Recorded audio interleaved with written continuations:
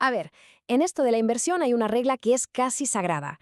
Si se quiere ganar más, normalmente hay que arriesgar más. Pero, ¿esto es siempre una ley inamovible? Hoy vamos a ver cómo se maneja ese equilibrio, a veces muy tenso, entre el riesgo que se asume y el retorno que se espera. Esa es la pregunta del millón, ¿verdad? Es que es como en un videojuego. El tesoro más increíble, el mejor loot, siempre está en la zona más peligrosa del mapa, custodiado por el jefe final más duro. La cuestión es, ¿cómo podemos llevarnos el botín sin que nos eliminen en el intento? Bueno, pues para empezar a resolver este dilema, lo primero es entender el meollo del asunto, que no es otro que la relación totalmente inseparable entre el riesgo que se está dispuesto a correr y la rentabilidad que se espera conseguir. Pensemos un momento en los personajes de un juego de rol. Se puede elegir al caballero, con la armadura más pesada, es seguro, es estable, pero su ataque, o sea, su retorno, es más bien modesto.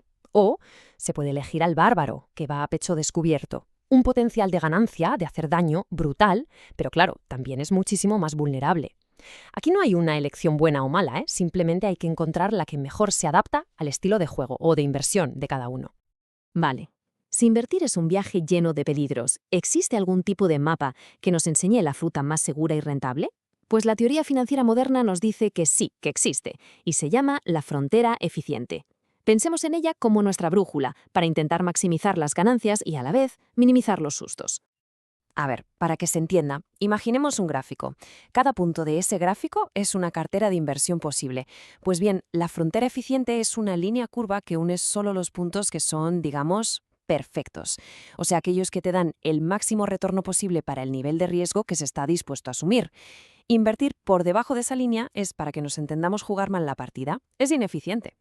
Es que, si lo traducimos al lenguaje de los videojuegos, la frontera eficiente es la build meta, es decir, la configuración de equipo, de habilidades y de estrategia más optimizada que hay. Cualquier otra combinación simplemente va a dar peores resultados. El objetivo no es solo jugar, es jugar para ganar, de la forma más inteligente posible. Y la pregunta es, ¿cómo se llega a esa frontera, a esa build meta? Pues con un equipo bien equilibrado. No se trata solo de elegir a los personajes que más pegan, sino aquellos cuyas habilidades se complementan. En inversión, esto se traduce en combinar activos que no reaccionen igual a las mismas noticias. Así, mientras uno puede que baje, otro puede subir o quedarse estable, y eso protege el valor total de la cartera. Así que, resumiendo un poco para que quede claro, la frontera eficiente es nuestra build meta. La diversificación es cómo equilibramos nuestro equipo. La correlación negativa es ese combo defensivo que nos protege del daño enemigo y al final todo se reduce a lo mismo, a equilibrar la dificultad de la misión con la recompensa que se espera obtener. Pero claro, con la teoría sola no se va a la guerra. Necesitamos equipamiento de verdad, un escudo, una buena armadura. Hablemos ahora de las estrategias de cobertura, que son básicamente las herramientas que nos protegen cuando el mercado se pone feo. El arsenal del inversor moderno está lleno de herramientas bastante sofisticadas. Tenemos cosas como los futuros o las opciones, que en el fondo funcionan como pólizas de seguro. Y luego están los famosos activos refugio, como puede ser el oro, que actúan como un escudo en los peores momentos. El objetivo de todo esto es muy simple: proteger la cartela de golpes que no vemos venir. Pensemos en las opciones financieras como si fueran un pergamino de protección mágica. Quizás no se necesite usarlo nunca, pero si de repente aparece un dragón, o sea, una caída del mercado, tener ese pergamino puede ser la diferencia entre una pérdida catastrófica y un simple susto. Te da el poder de defenderte. Es que es la metáfora perfecta. En los buenos tiempos, cuando el mercado es una fiesta continua, todo el mundo quiere los activos de alto crecimiento, los que más brillan. Pero cuando se desata la tormenta, todo el mundo corre a buscar refugio, pues activos como el oro o ciertos bonos del tesoro son ese refugio. Puede que no den los mayores rendimientos, pero ofrecen una estabilidad que es vital cuando todo lo demás parece derrumbarse. Pero, y esto es muy importante, esta protección no es gratis. Llevar un escudo muy pesado te hace más lento. En el mundo de la inversión, cubrirse siempre implica un coste.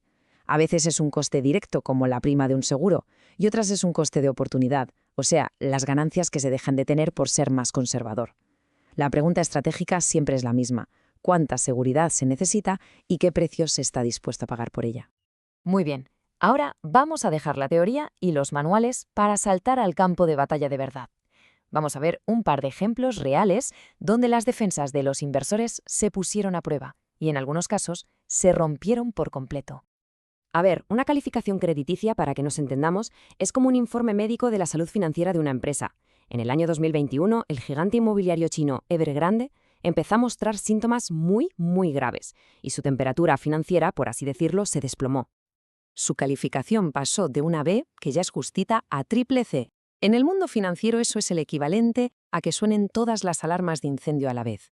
Lo que estaba indicando era que el riesgo de que la empresa no pudiera pagar sus deudas era altísimo, casi inminente.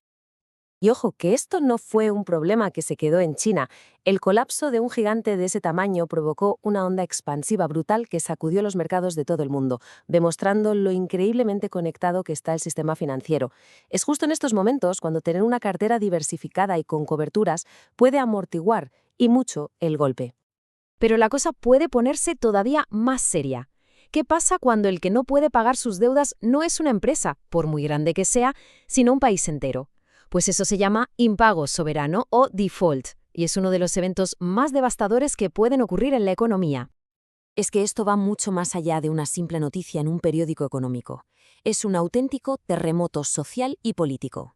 Lo hemos visto en países como Argentina o Grecia, con ciudadanos que pierden los ahorros de toda una vida, empresas quebrando por todas partes y una inestabilidad que puede durar años. Para quien invirtió en la deuda de ese país, las pérdidas pueden ser literalmente totales.